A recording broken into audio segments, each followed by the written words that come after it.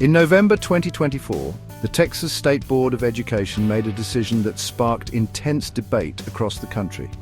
They approved a new curriculum for elementary schools called Bluebonnet Learning. This curriculum is unlike any other used in Texas public schools before. It incorporates stories and teachings from the Bible into various subjects. Imagine opening your history book and reading about King Solomon, or your literature class discussing parables from the Gospels. This is the reality that awaits students in Texas who will be learning with Bluebonnet Learning. The decision to adopt this curriculum was far from unanimous.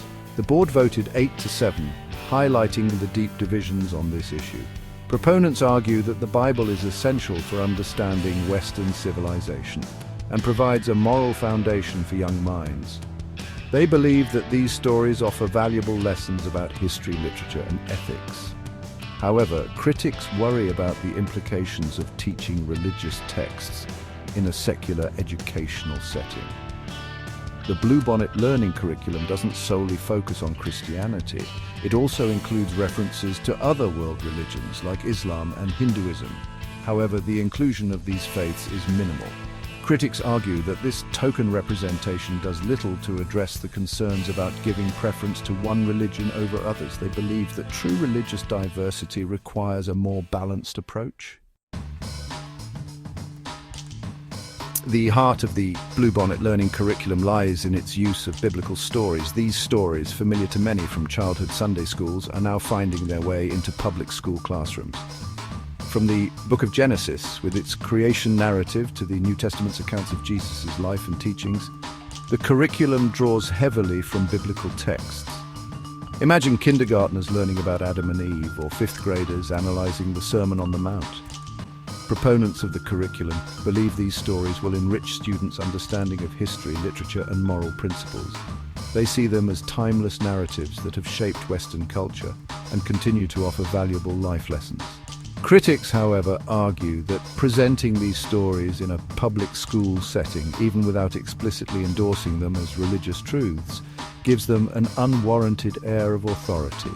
They also point out that these stories, particularly those from the Old Testament, can be violent and contain themes that might be considered inappropriate for young children. Furthermore, critics express concern about the potential for misinterpretations and factual inaccuracies in the curriculum's presentation of the Bible. They argue that presenting these stories without proper historical and theological context could lead to misunderstandings and reinforce biased perspectives. The debate over the Bluebonnet Learning curriculum highlights the challenges of incorporating religious texts into a secular education system. The introduction of the Bluebonnet Learning curriculum has ignited a firestorm of criticism, particularly from those who feel it unfairly privileges Christianity over other religions. While the curriculum does include mentions of Islam and Hinduism, these are minimal compared to the extensive use of biblical stories. Critics argue that this token representation does not constitute genuine religious diversity and sends a message that Christianity holds a superior position in society.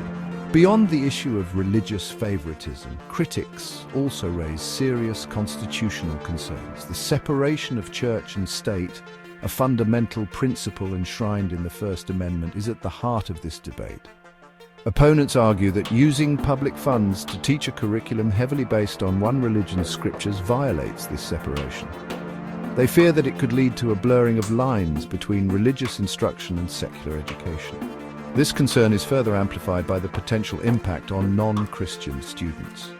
Critics argue that the pervasive presence of biblical stories in the curriculum could make these students feel like outsiders in their own classrooms.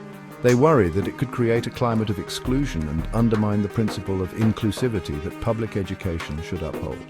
The Bluebonnet Learning curriculum has reignited the debate about the role of religion in public life and the delicate balance between respecting religious freedom and ensuring a secular education system.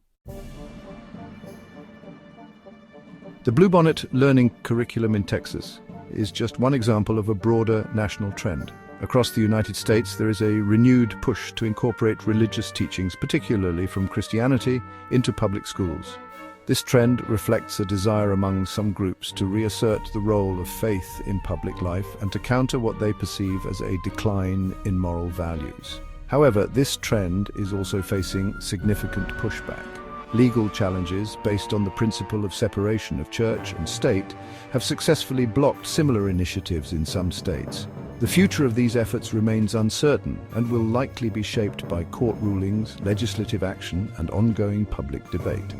The controversies surrounding the Bluebonnet Learning curriculum underscores the complex and often contentious relationship between religion and education in a diverse and pluralistic society.